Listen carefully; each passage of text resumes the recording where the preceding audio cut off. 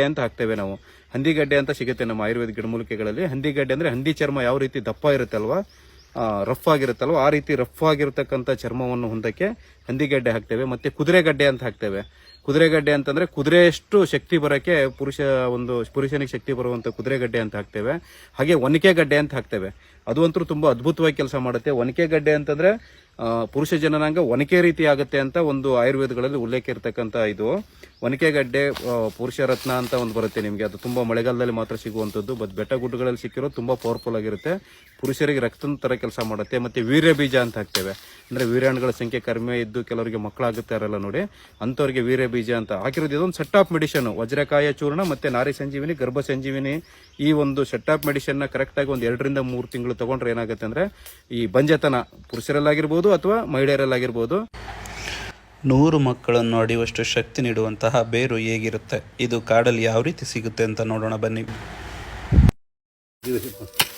ಸ್ವಲ್ಪ ನಾನು ಯಾವಾಗ ಬಂದ್ರು ಅವರೇ ಕೊಟ್ಟಿದ್ದಾರೆ, ಹೆಲ್ಪ್ ಮಾಡಿದ್ದಾರೆ. ಸುಮಾರು ಜನ ಇದ್ದಾರೆ ಸರ್. ಅವೇನಾ ಬೇರೆ ಇದೇನೆ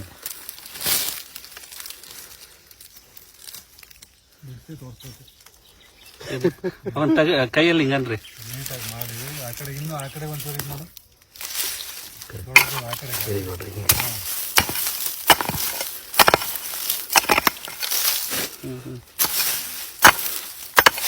ಇದು ಹೋಗ್ಬಿಡುತ್ತೆ ಕೊಡ್ರೆ, ಇದು ಗಿಡ ಹೋಗ್ಬಿಡುತ್ತೆ.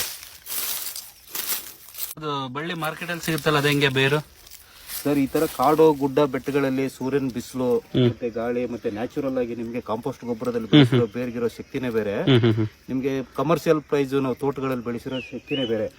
ಸೊ ಇದ್ರಲ್ಲಿ ನಿಮ್ಗೆ ಏನು ನಮ್ಮ ಆಯುರ್ವೇದ ಗ್ರಂಥಗಳಲ್ಲಿ ಇರುತ್ತೆ, ಅದ್ರಲ್ಲಿ ಪವರ್ ಕಡಿಮೆ ಇರುತ್ತಾ ಮಾರ್ಕೆಟ್ ಅಲ್ಲಿ ಸಿಗೋದು? ಖಂಡಿತವಾಗ್ಲು.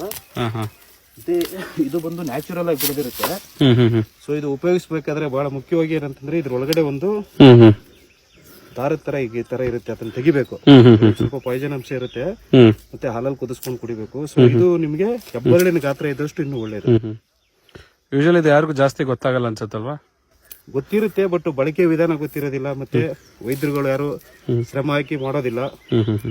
ರಿಸಲ್ಟ್ ಬರ್ಬೇಕಂದ್ರೆ ಈ ತರ ಕಾಡು ಮಾಡಿ ಸುತ್ತಿ ಔಷಧಿಗಳನ್ನು ಮಾಡಿದ್ರೆ ರಿಸಲ್ಟ್ ಬರುತ್ತೆ. ಜೊತೆಗೆ ನಾವು ಇದಕ್ಕೆ ಏನ್ ಮಾಡ್ತೀವಿ ಅಂದ್ರೆ ಪುರುಷರಿಗೆ ಸಂಬಂಧಪಟ್ಟಂತ ಔಷಧಿಗಳು. ಉದಾಹರಣೆಗೆ ಇದ್ರ ಹೆಸರು ಹೇಳ್ಬೇಕು ಅಂದ್ರೆ ನಿಮ್ಗೆ ಶತಾವರಿ. ನೋಡಿದ್ರಲ್ಲ ಸ್ನೇಹಿತರೆ, ನಾವು ಯಾವ ರೀತಿ ಕಾಡುಗಳಲ್ಲಿ ಈ ಒಂದು ಶತಾವರಿ ಬೇರ್ನ ನಾವು ಹಡ್ಕೊಂಡ್ ಬಂದ್ವಿ. ಸುಮಾರು ಇದು ಒಂದೊಂದು ಬಾರಿ ಏನಾಗಿರುತ್ತೆ, ಈಗ ಬೇಸಿಗೆ ಆಗಿರೋದ್ರಿಂದ ಸ್ವಲ್ಪ ಕಡಿಮೆ ಇದೆ. ಕೆಲವು ಬಾರಿ ಇದೊಂದು ಸುಮಾರು 2 ಫೂಟು 3 ಫೂಟ್ ಅಷ್ಟು ಉದ್ದನು ಕೂಡ ಬೆಳೆಯುವಂತ ಸಸ್ಯ. ಇದು ಸುಮಾರು ಮೇಲೆ ಹಬ್ಬುತ್ತೆ ಬಳ್ಳಿ ರೀತಿ. ಸೊ ಇದು ಶತಾವರಿ ಅಂತಂದ್ರೆ, ಶತ ಅಂದ್ರೆ 100, 100 ಅಂದ್ರೆ ಶತ ಅಂದ್ರೆ 100, ವರಿ ಅಂದ್ರೆ ಹಡೆಯು ಅಂತ. ಈ ಶತಾವರಿ ಬೇರನ್ನ ಹೆಣ್ಮಕ್ಳು ಬಳಸಿದ್ರೆ ಹೆಣ್ಮಕ್ಳ ಗರ್ಭಕ್ಕೆ 100 ಹಡೆಯುವಂತ ಶಕ್ತಿ ಬರುತ್ತೆ ಅಂತ, ಹೆರಿಗೆ ಆಗುವಷ್ಟು ಶಕ್ತಿ ಬರುತ್ತೆ. ಮತ್ತೆ ಹೆಣ್ಮಕ್ಳಲ್ಲಿ ಕಾಣಿಸ್ಕೊಳ್ತಕ್ಕಂಥ ಅನಿಯಮಿತ ಮುಟ್ಟು, ಬಿಳಿ ಮುಟ್ಟು, ಮತ್ತೆ ಕೆಂಪು ಮುಟ್ಟು, PCOD, PCOS ಅಥವಾ ಗರ್ಭದ ರಿಲೇಟೆಡ್ ಯಾವುದೇ ಪ್ರಾಬ್ಲಮ್ ಇದ್ರೂ ಕೂಡ ಈ ಒಂದು ಶತಾವರಿ ಬೇರೆ ಬಳಸೋದ್ರಿಂದ ಬರುತ್ತೆ. ನಾವೇನ್ ಮಾಡ್ತೀವಿ ಅಂದ್ರೆ ಇದಕ್ಕೆ ಮತ್ತೆ ಈ ಶತಾವರಿ ಬೇರಿಗೆ ಇನ್ನೂ ಕೆಲವು ಅಶೋಕ ಆಗಿರ್ಬೋದು, ಲೋದ್ರ ಆಗಿರ್ಬೋದು, ಮತ್ತೆ ಈ ಹೆಣ್ಮಕ್ಳಿಗೆ ಗರ್ಭಕ್ಕೆ ಸಂಬಂಧಪಟ್ಟಂತ ಆಯುರ್ವೇದಿಕ್ ಗಿಡಮೂಲಿಕೆಗಳನ್ನು ಮಾಡಿ ಒಂದು ಸೆಟ್ ಆಫ್ ಮೆಡಿಸಿನ್ ಮಾಡಿರ್ತೇವೆ. ನಾರಿ ಸಂಜೀವಿನಿ ಮತ್ತೆ ಗರ್ಭ ಸಂಜೀವಿನಿ ಅಂತ ಪೌಡರ್ ಫಾರ್ಮಲ್ಲಿ ಇರುತ್ತೆ. ಅದೇ ರೀತಿ ಪುರುಷರು ಕೂಡ ಈ ಒಂದು ಬೇರನ್ನು ಬೆಳೆಸಿದ್ರೆ ಅವ್ರಿಗೂ ಕೂಡ ಅಷ್ಟೇನೆ ಶತಾವರಿ ಅಂತಂದ್ರೆ 100 ಮಕ್ಕಳು ಮಾಡುವಷ್ಟು ಪುರುಷರ ಜನನಾಂಗಕ್ಕೆ ಶಕ್ತಿ ಬರುತ್ತೆ ಅಂತೇಳಿ. ಅಂದ್ರೆ ವೀರ್ಯಾಣುಗಳ ಸಂಖ್ಯೆ ವೃದ್ಧಿ ಆಗುವಂಥದ್ದು, ಮತ್ತೆ ಅವರಿಗೆ ಯಾವುದೇ ಪುರುಷದ ಲೈಂಗಿಕ ದೌರ್ಬಲ್ಯ ಕಡಿಮೆಯಾಗಿ ಹೆಚ್ಚಾಗುವಂತ ಒಂದು ಮೂಲಿಕೆ ಇದು. ಸೊ ಇದಕ್ಕೆ ಏನ್ ಮಾಡ್ತೀವಿ ಅಂದ್ರೆ ನಾವು ಈ ಒಂದು ಶತಾವರಿ ಬೇರಿಗೆ ಪುರುಷರಿಗೂ ಕೂಡ ಅಷ್ಟೇನೆ ವಜ್ರಕಾಯ ಚೂರ್ಣ ಅಂತ ಮಾಡ್ತೇವೆ. ಅಂದ್ರೆ ಶರೀರಕ್ಕೆ ಗಟ್ಟಿಮುಟ್ಟತನಕ್ಕೆ ಬೇಕಾದಂತ ಗಿಡಮೂಲಿಕೆಗಳು. ಉದಾಹರಣೆಗೆ ನಿಮ್ಗೆ ಹೇಳ್ಬೇಕು ಅಂತಂದ್ರೆ ನಾವು ಈ ಒಂದು ಶತಾವರಿ ಅಂದ್ರೆ 100 ಅಡಿಯುವಂತ ಶಕ್ತಿ ಕೊಡುವಂತ ಶತಾವರಿ ಜೊತೆಗೆ ಹಂದಿಗಡ್ಡೆ ಅಂತ ಹಾಕ್ತೇವೆ ನಾವು. ಹಂದಿಗಡ್ಡೆ ಅಂತ ಸಿಗುತ್ತೆ ನಮ್ಮ ಆಯುರ್ವೇದ ಗಿಡಮೂಲಿಕೆಗಳಲ್ಲಿ. ಹಂದಿಗಡ್ಡೆ ಅಂದ್ರೆ ಹಂದಿ ಚರ್ಮ ಯಾವ ರೀತಿ ದಪ್ಪ ಇರುತ್ತಲ್ವಾ, ರಫ್ ಆಗಿರುತ್ತಲ್ವ, ಆ ರೀತಿ ರಫ್ ಆಗಿರತಕ್ಕಂಥ ಚರ್ಮವನ್ನು ಹೊಂದಕ್ಕೆ ಹಂದಿಗಡ್ಡೆ ಹಾಕ್ತೇವೆ. ಮತ್ತೆ ಕುದುರೆಗಡ್ಡೆ ಅಂತ ಹಾಕ್ತೇವೆ.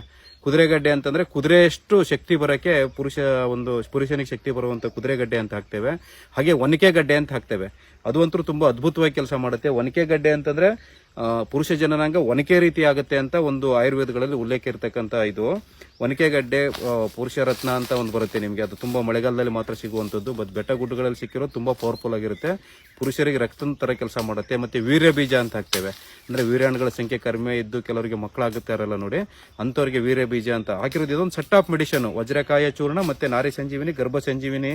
ಈ ಒಂದು ಸೆಟ್ ಆಫ್ ಮೆಡಿಷನ್ ನ ಕರೆಕ್ಟ್ ಆಗಿ ಒಂದು 2 ರಿಂದ 3 ತಿಂಗಳು ತಗೊಂಡ್ರೆ ಏನಾಗುತ್ತೆ ಅಂದ್ರೆ ಈ ಬಂಜತನ ಪುರುಷರಲ್ಲಾಗಿರ್ಬೋದು ಅಥವಾ ಮಹಿಳೆಯರಲ್ಲಾಗಿರ್ಬೋದು ಆ ಬಂಜತನ ದೂರ ಆಗ್ತದೆ. ಮತ್ತೆ ನೀವು ಏನಾದ್ರು ಮಕ್ಕಳ ಒಂದು ಆಗದೆ ಇರುವಂತ ಸಮಸ್ಯೆ ಇದ್ದವರು ಕೂಡ ನೀವು ನೇರವಾಗಿ ನಮ್ಮನ್ನ ಸಂಪರ್ಕ ಮಾಡಬಹುದು. ಇಲ್ಲ ನಿಮ್ಗೆ ನಾವೇನ್ ಹೇಳಿದೀವಲ್ವಾ, ಈ ಶತಾವರಿ ಬೇರನ ಈ ತರ ಕಾಡು ಮೇಡುಗಳಲ್ಲಿ ಇರೋದು ಸಿಕ್ಕರೆ ನೀವು ಬಳಸ್ಕೊಂಡು ನೀವು ಕೂಡ ನಿಮ್ಮ ಒಂದು ಸಮಸ್ಯೆಯಿಂದ ಆಚೆ ಬರ್ಬೋದು.